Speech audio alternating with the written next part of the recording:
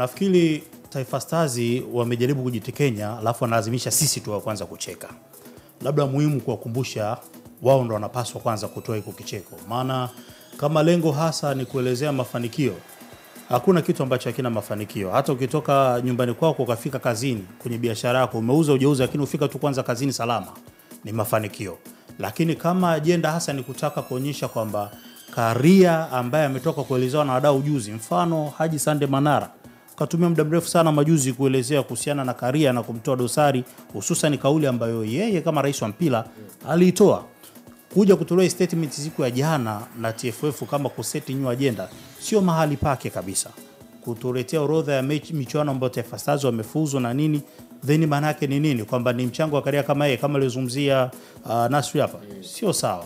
George aliuliza pale mwanzoni, Taifa Stars baada ya kufika huko kwenye michuano ya AFCON tumefanya nini?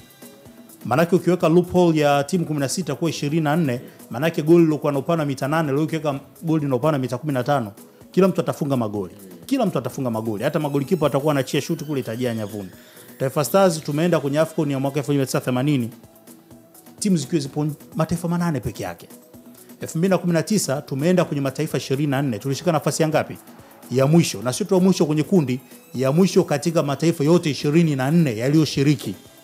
Tulifunga mabao mawili peke yake, tukaruhusu mabao 8 kwenye ile tournament. Tukashika nafasi ya mwisho. Ina maana timu 23 zote zimetangulia mbele yetu. Sisi tukawa mwisho. AFCON iliyopita 2023 ambayo ilichezwa mwaka jana pale Cote d'Ivoire. Katika mataifa 24 tulishika nafasi ya ngapi? Ya mwisho kwenye kundi letu. Na hata ukitukompea wa mwisho wenzetu kwenye makundi mengineyo ambaye tulimzidi pointi ni nani? Gambia alikuwa na pointi 0, ambaye Gambia alisafiri siku moja kabla michuano kuanza ndo akaenda kwenye ile michuano. Yeye na Tom Saint Fiet walizuiwa kwenye airport yao wiki 2 mfululizo. Wachezaji wamegoma, hatuna posho, madereva wa ndege nao marubani wamegoma, ndege ina hitilafu, wakasafiri siku moja kabla. Walimaliza na pointi 0. Guinea Bissau walimaliza na pointi 1.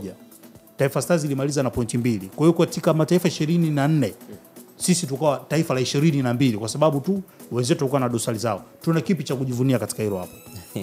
Hatujai kufuzu tukiwa kama kinara wa group. Siku zote tunaenda kama best loser. Tuna lipi la kujivunia? Unajua Goja kidogo George utakuja. Kuna vitu ambavyo kama Taifa Stars walipaswa waseme kwamba tumeboresha katika hiki na hiki na hiki, mafanikio ya kujionyesha yako hapa. Angalau kipindi cha Mzee Muidin Dolanga, japo hata Taifa Stars ilikuwa inatoa michuano challenge. Kipindi cha uwepo wa Rais Karia akiwa rais wa TFF, mwanzoni akatupa rais wa TFF kidogo kulikuwa na michuano challenge, na baadaye akiwa ndo rais wa Sekafa akaiua challenge. Challenge ikafa chini ya urais wa Karia kabla hajatoa kauli yake juzi kwa manachia ngazi. Taifa Stars imetoa kombe gani tokea ameingia Karia madarakani? Hakuna. Kipindi cha utawala wa Mzee Muidini, Kagame nako imefia wapi ile? Inafanyika. Kagame si ni ya club. Au unasemea ile Sekafa challenge? Sekafa challenge ambayo timu ya taifa inashiriki. Okay. Haijai kutoa kikombe chochote cha kuonesha. Lakini hata Kagame Cup ni mashindano ambayo yako chini ya Sekafa. Ndio, na Kagame si na club. Uandaji wake ni ya klabu lakini ipo chini ya Sekafa. Ilikuwa inafanya vizuri sana kwenye utangulizi wa utawala kabla ya uwepo wa Karia na kipindi kwa katibu akiwa Musonyi. Tangia wameingia uongozi wa Karia, michuano yote ya Kagame ya